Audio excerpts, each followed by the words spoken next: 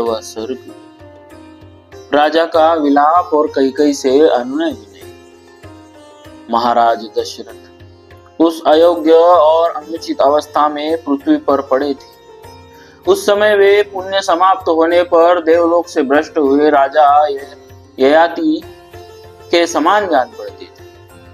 उनकी वैसी दशा देख अनर्थ की साक्षात मूर्ति कई जिसका प्रयोजन अभी तक सिद्ध नहीं हुआ था, जो लोकापवाद का भय छोड़ चुकी थी और श्री राम से भरत के लिए भय देखती थी, पुनः उसी वर के लिए राजा को संबोधित करके कहने लगे, महाराज आप तो डींग मारा करते थे कि मैं बड़ा सत्यवादी, मैं बड़ा दूत प्रतिज्ञ हूं, फिर आप मेरे इस वरदान को क्यों हजम कर जाना चाहते हैं? कई के ऐसा कहने पर राजा दशरथ 2 घड़ी तक व्याकुल सी अवस्था में रहे। तत्पश्चात कुपित होकर उसे इस प्रकार उत्तर देने लगे, ओ नीच, तू मेरी शत्रु है। नरश्रेष्ठ श्री राम के वन में जाने पर जब मेरी मृत्यु हो जाएगी, उस समय तू सफल मनोरथ होकर सुख से रहना। हाय, स्वर्ग में भी जब देवता मुझसे श्री राम का कुशल समाचार पूछेंगे, उस समय मैं उन्हें क्या उत्तर दूंगा? यदि कहूँ उन्हें वन में भेज दिया तो उसके बाद वे लोग मेरे प्रति धिक्कार पूर्वक बात करेंगे, उसे कैसे सह सकूंगा? इसके लिए मुझे बड़ा खेद है।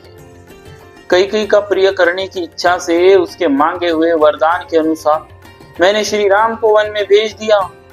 यदि ऐसा कहूँ तो इसे सत्य बताऊं तो मेरी वह पहली बात असत्य हो जाएगी, जिसके द्वारा मैंने राम को राज्य देने का आश्वासन दिया। मैं पहले पुत्रहीन था, फिर महान परिश्रम करके मैंने जिन महातेजस्वी महापुरुष श्री राम को पुत्र रूप में प्राप्त किया, उनका मेरे द्वारा त्याग कैसे किया जा सकता है? जो शूरवीर, विद्वान, क्रोध को जीतने वाले और क्षमा परायण, उन कमल नयन श्री राम को मैं देश निकाला कैसे दे सकता हूँ?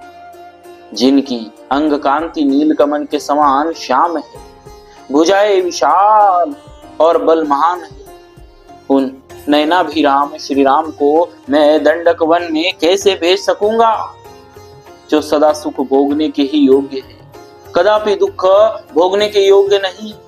उन बुद्धिमान श्री राम को दुख उठाते मैं कैसे देख सकता हूँ, जो दुख भोगने के योग्य नहीं है? उन श्री राम को यह वनवास का दुख दिए बिना ही यदि मैं इस संसार से विदा हो जाता तो मुझे बड़ा सुख मिलता। ओ पाप पूर्ण विचार रखने वाली पाषाण हृदया कई, सत्य पराक्रमी श्री राम मुझे बहुत प्रिय है। तू मुझसे उनका बिछोह क्यों करा रही है? हरि, ऐसा करने से निश्चय ही संसार में तेरी वह अपकीर्ति फैलेगी जिसकी कहीं तुलना नहीं। इस प्रकार विलाप करते करते राजा दशरथ का चित्त अत्यंत व्याकुल हो उठा। इतने में ही सूर्यदेव अस्ताचल को चले गए और प्रदोष का लाभ पहुंचा। वह 3 पहरों वाली रात यद्यपि चंद्रमंडल की चारु चंद्रिका से आलोकित हो रही थी, तो भी उस समय आर्त होकर विलाप करते हुए राजा दशरथ के लिए प्रकाश सा उल्लास न दे सके।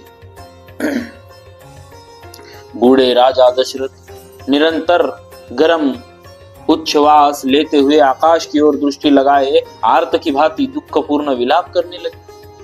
नक्षत्र मालाओं से अलंकृत कल्याणमयी रात्रि देवी, मैं नहीं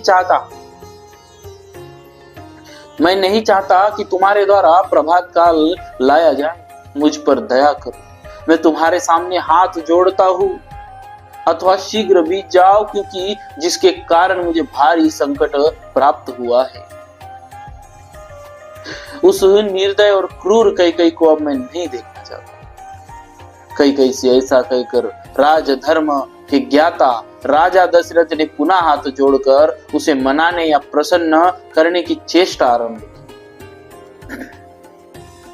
कल्याणमयी देवी, जो सदाचारी दीन तेरे आश्रित गतायु मरणासन्न और विशेषतः राजा है, ऐसे मुझ दशरथ पर कृपा कर।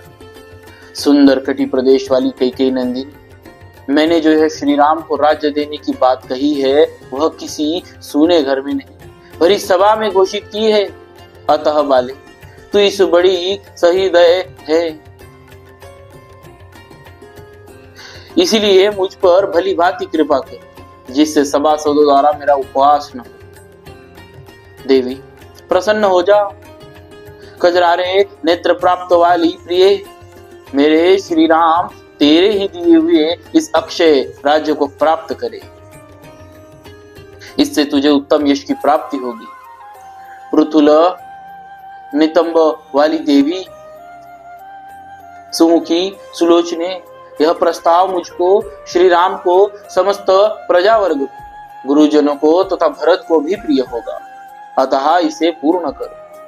राजा के हृदय का भाव अत्यंत शुद्ध था, उनके आंसू भरे नेत्र लाल हो गए और वे दीन भाव से विचित्र करुणा जनक विलाप कर रहे थे।